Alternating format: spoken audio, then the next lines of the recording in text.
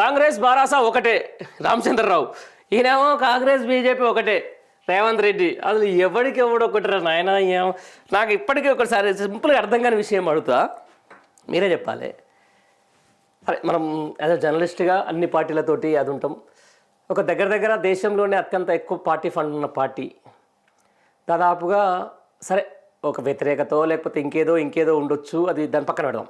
ఒకసారి అధికారంలోకి వచ్చిన తర్వాత కూడా దాదాపుగా 30 పైగా ఎమ్మెల్యే స్థానాలు గెలిచినటువంటి పార్టీ, దాదాపు ఒక 50 నుంచి 60 లక్షల పార్టీ సభ్యత్వం ఉన్నటువంటి పార్టీ, ఉద్యమ నేపథ్యం ఉన్నటువంటి పార్టీ, తెలంగాణ సాధనలో కీలకంగా వ్యవహరించినటువంటి పార్టీ, 10 ఏళ్ళు అధికారంలో ఉన్నటువంటి పార్టీ బీఆర్ఎస్. దానికి వేరే పొత్తులు పెట్టుకోవాల్సిన అవసరం ఏంది? అలా అది ఒకటని ఎందుకు అనుకోవాల్సిన అవసరం ఏముంది? ఎలా ఆంధ్రాకు వచ్చే వరకు టీడీపీ ఉంటుంది. టీడీపీకి సంబంధించిన దాని మీద అసలు వాళ్ళని మీద రేపొద్దున అధికారంలోకి పోయి అసలు అడ్డంగా తను తక్కువ సీట్లతో ఓడిపోయినప్పుడు కూడా టీడీపీ మీద మాత్రం ఇలాంటి ఆరోపణలు చేయి ఇట్లాంటి పత్రికలు. పీఆర్ఎస్ అనే వరకు మాత్రం ఇక ఏమంటే ఏ అధ్యక్షుడేమో వాళ్ళిద్దరు ఒకటి, ఈ పార్టీ ముఖ్యమంత్రి వీళ్ళిద్దరు ఒకటి. అసలు ఎందుకు ఒకటి అవుతుంది అంటున్నా? ఉద్యమ నేపథ్యం ఎక్కడ పోద్ది, పార్టీ ఫండ్ ఎక్కడ పోతుంది, అద్భుతమైన క్యాడర్ ఎక్కడ పోతుంది?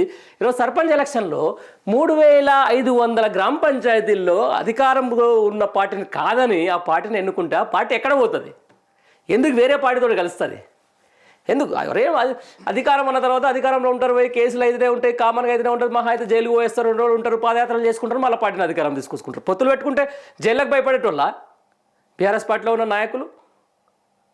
నిజంగా తప్పు జరిగితే ప్రజాస్వామ్యంలో ఖచ్చితంగా కేసులు వేసుకుంటారు, అది వేసుకుంటారు, పోతారు.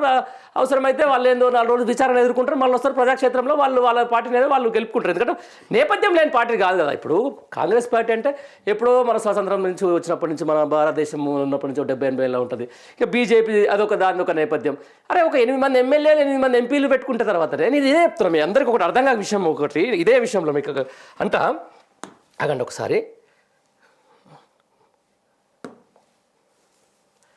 8 మంది ఎంపీ సీట్లు గెలిచింది కదా ఎవరు? బీజేపీ.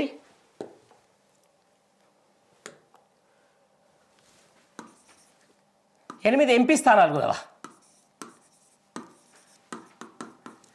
మొత్తం టోటల్గా ఈ గ్రామ పంచాయతీ సర్పంచ్ ఎలక్షన్లో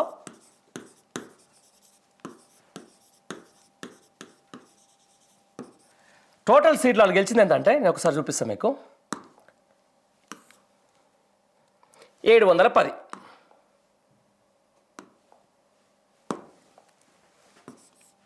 710 సర్పంచ్ స్థానాలు గెలిచిన వీళ్ళు.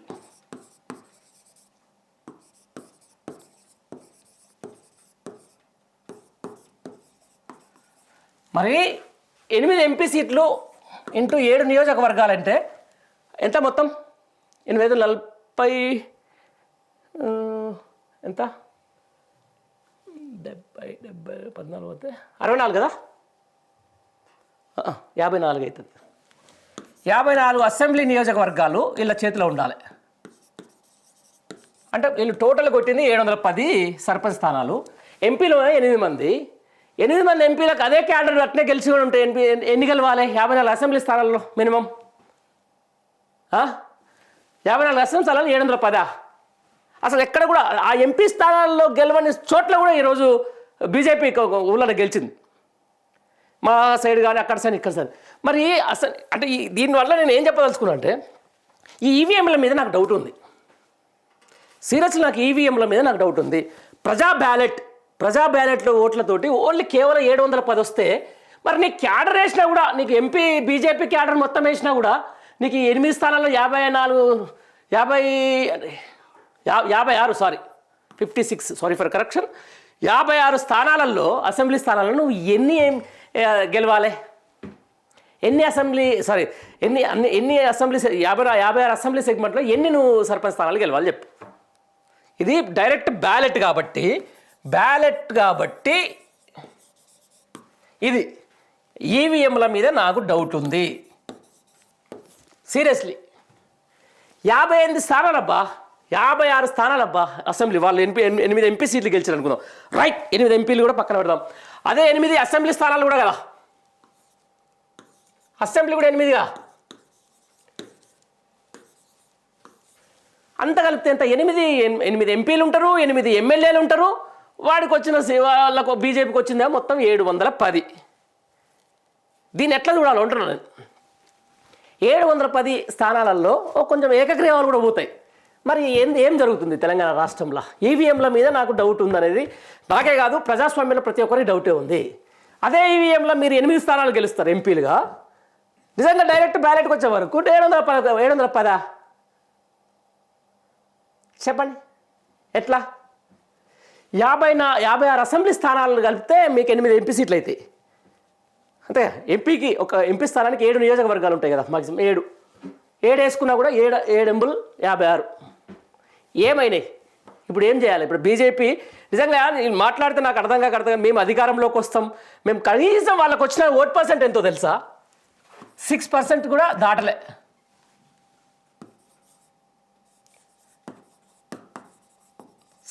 దాటలేదు. బీఆర్ఎస్ బీజేపీకి 6% దాటలేదు అసలు.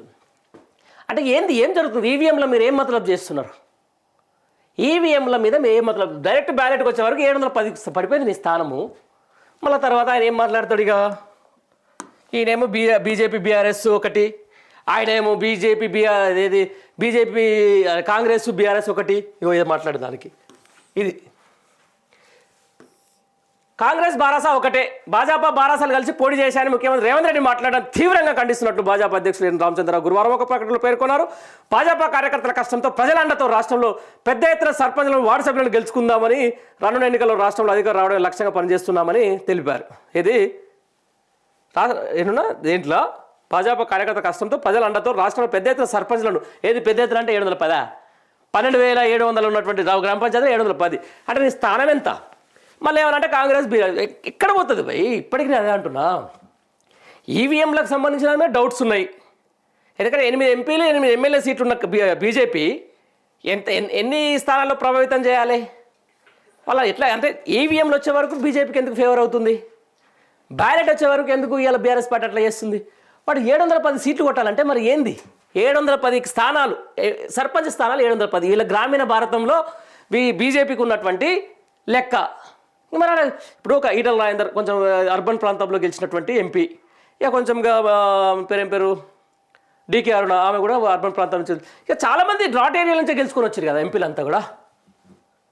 మరి ఏం చేస్తుంది వాళ్ళది? ఎందుకు ఒక నిర్మల్ జిల్లాలో అటో ఇటో కొంచెం ప్రభావం చూసినట్టు కనిపెడుతుంది బీజేపీ. మరి ఏమైనట్టు అంటున్నా మొత్తం ఈ సీట్లకు 8 ఎంపీ సీట్లు, 8 ఎమ్మెల్యే సీట్లు, 54 నియోజకవర్గాల ఎంపీ సీట్లు, మళ్ళీ ప్లస్ వీళ్ళు మొత్తం కలిసి దగ్గర 56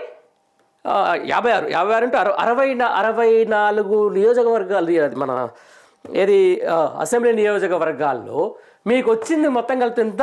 710 స్థానాలా? ఇక వాడికి ఈడిపోతూ వీడికి ఆడిపోతూ ఈవీఎంల మీద ఒక్కోసారి పునరాలోచన చేసుకోవాలి. డెఫినెట్లీగా దానికి సంబంధించి దాని మీద కూడా ఒకసారి ప్రజలు కూడా ఒకసారి రిఫండ్ పెట్టుకోవాల్సిన అవసరం ఎంతైనా ఉంటుంది. ఓకే. రాష్ట్ర ప్రభుత్వంపై ప్రజల అసంతృప్తి ఏలేటి. గ్రామ పంచాయతీ ఎన్నికల ద్వారా రాష్ట్రంలో రేవంత్ సర్కార్పై ప్రజల అసంతృప్తిగా ఉన్న విషయం బయటపడిందని భాజపా శాసనసభ పక్షనేత ఏలేటి మహేశ్వరరెడ్డి పేర్కొన్నారు. గురువారం రాష్ట్ర కార్యాలయ విలేకరుల సమావేశంలో ఆయన మాట్లాడారట.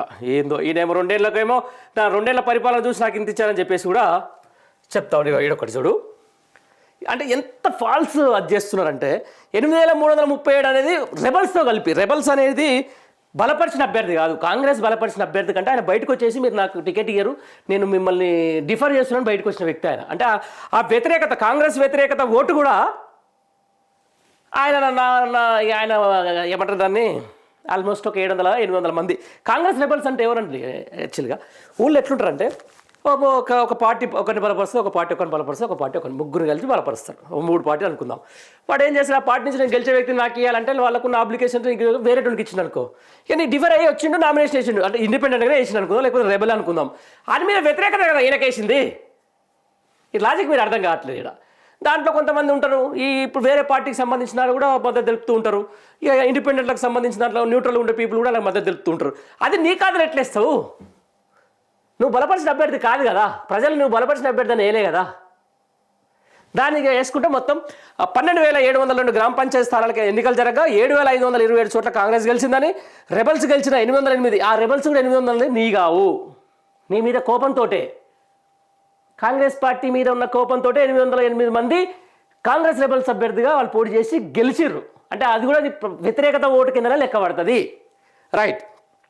ఆ సంఖ్య 8,335కు చేరిందని ముఖ్యమంత్రి రేవంత్ రెడ్డి గురువారం విలేకరుల సభ ప్రకటించారు. దీని ప్రకారం 66% స్థానాలు కాంగ్రెస్కి వచ్చినట్లయితే భారాసకు 3,511 పంచాయతీలు దక్కాయని, దీని ప్రకారం 27% అని చెప్పేసి వచ్చి భాజపాకు 170 పంచాయతీలు దక్కాయని, అది 5.59%, ఇతరులకు 146 దక్కాడు. వారి శాతం ఒక్కటిగా పేర్కొన్నారు. గ్రామీణ ప్రాంతాల్లో 94 అసెంబ్లీ స్థానాల వారీగా ఏ పార్టీ మద్దతుదారులకు ఎన్ని సర్పంచ్ స్థానాలు వచ్చాయో వివరాలు వెల్లడించారని చెప్పేసి కూడా ఒక వార్త అయితే వస్తూ ఉంది.